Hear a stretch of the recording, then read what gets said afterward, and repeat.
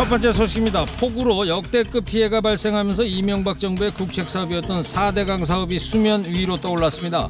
미래통합당의 정진석 의원은 4대강 사업 당시 현 여권의 결사반대로 섬진강보 설치를 못했다. 그때 했다면 이렇게 섬진강이 범람하거나 둑이 터지지는 않았을 것이다.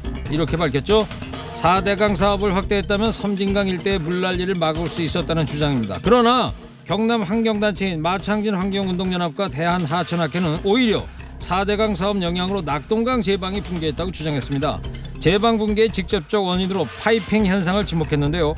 파이핑 현상은 흙 구조물인 제방과 콘크리트 구조물인 배수시설 결합 부분 이질성으로 물이 쉽게 스며들고 시간이 지나면서 구멍이 생겨서 결국 붕괴하는 현상을 말합니다. 당시에 4대강 사업에 투입된 예산은 전국민 1인당 40만원꼴. 보를 건설하면서 첫 번째로 내세운 효과가 홍수 예방이었는데요. 확실한 효과는커녕 부작용만 나타나고 있는 건가요? 근데요, 국민은 삶의 터전을 잃고 빗물이 피눈물이 되어 흐르는데 네가 못했니? 내가 잘했니? 에? 지금 이런 얘기가 나오나 모르겠습니다.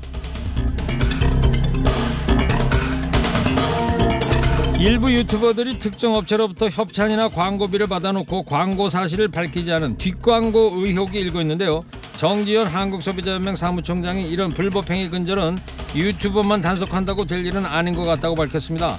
오늘 아침에 김현정의 뉴스쇼에 출연해서 뒷광고는 소비자 기만과 공정거래 환경을 저해하는 행위로 유튜브 소속사인 MCN 회사와 광고주 모두에게 책임이 있다, 이렇게 비판했습니다.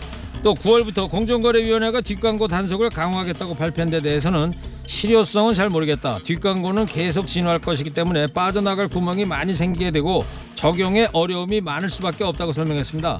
특히 소비자에게 위법한 행위를 하면 강력하게 처벌한다는 원칙을 갖고 법 집행을 하는 것이 필요할 것 같다고 주장했습니다.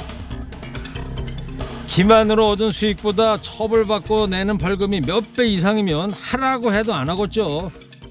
팬들을 바보로 만들고 소비자들을 기만한 죄 확실하게 처벌해주기 바랍니다.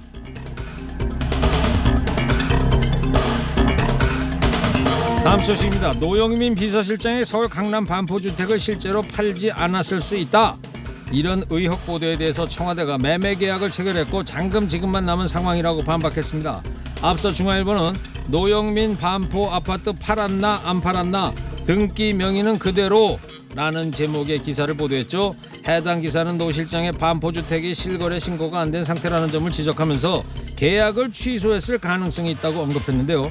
청와대 강민석 대변인은 서면 브리핑을 내고 보도 과정에서 당사자인 노영민 비서실장이나 공식 공보라인인 대변인 등에게 한마디도 확인을 구하지 않았다. 기본적인 팩트 확인조차 거치지 않은 악의적인 보도라고 할 수밖에 없다고 비판했습니다. 또 노영민 실장과 김조은 민정수석이 공개에 의해서 여러 차례 언성을 높였다는 보도에 대해서도 한마디로 가짜 뉴스라면서 중앙일보 보도에 강한 유감을 표한다고 밝혔습니다. 이게 정말 중앙일간지 기사인지 유튜브 가짜 뉴스인지 도통 모르겠쇼. 책임지지 못하는 언론의 자유는 독일 뿐입니다.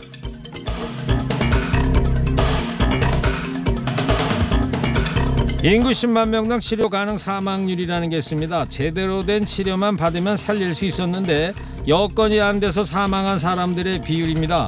이 치료 가능 사망률이 충북 단양은 서울 강남의 2배를 훌쩍 넘고 경북 영양은 107.8명으로 강남의 3.6배나 됩니다.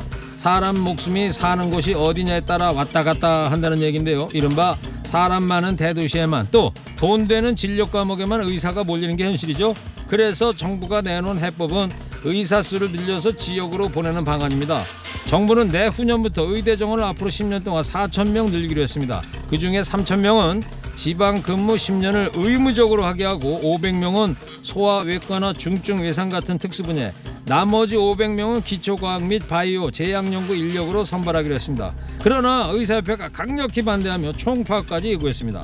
무분별한 의사 인력 증원은 의료비 폭증, 의료질 저하를 초래할 것이라는 게 그 이유입니다. 의사가 늘어나는데 의료비가 폭등하고 의료의 질이 떨어진다? 그 반대 아닌가요? 이게 뭔 말인지 저는 당최 이해가 되지 않는데요. 우리나라 의대 청원은 20년째 늘어나지 않았습니다. 인구 1000명당 의사 수는 2.4명, OECD 평균 3.5명에 크게 못 미칩니다. 중소도시는 물론이고 대도시에서도 3개월 기다려도 의사 선생님 얼굴 5분 이상 보기 힘듭니다. 이래도 의사 수 못 늘리겠다는 건 국민 건강은 안중에도 없고 제밥에만 관심 있다는 거겠죠?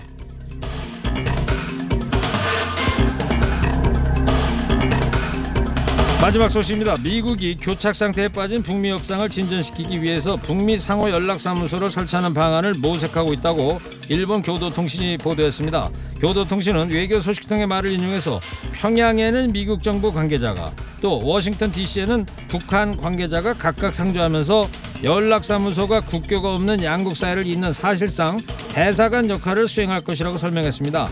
다만 북미 간 연락사무소는 지난해 2월 북미 2차 정상회담 때도 제기됐다가 회담 결렬로 무산됐던 만큼 성사가 쉽지 않은 상황인데요. 교도통신은 도널드 트럼프 미 대통령이 북미 교섭의 진전을 부각하는 재료로 삼으려는 의도가 있는 것으로 보인다고 분석했습니다.